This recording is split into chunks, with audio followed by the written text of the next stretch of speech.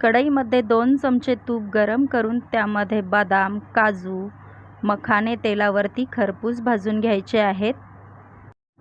मंद आचेवरती धने भाजून घ्यायचे आहेत. त्यानंतर चमचाभर मेथी दाणा भाजून घ्यायचा आहे. बडीशेप, ओवा भाजून काढून घ्यायचा आहे.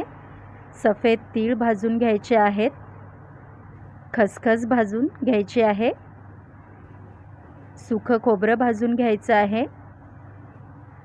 थोडीशी सुंठ देखील मी भाजून घेतलेली आहे. 1 वाटी गूळ, पाऊण वाटी खारीकची पावडर घेतलेली आहे. आता मिक्सरला बारीक दळून घ्यायचं आहे. एका मोठ्या भांड्यामध्ये काढून घ्यायचं आहे.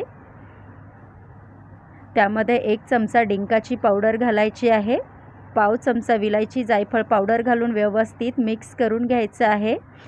तयार आहे जन्माष्टमी स्पेशल सुंठवडा प्रसाद किंवा धना पंजिरी.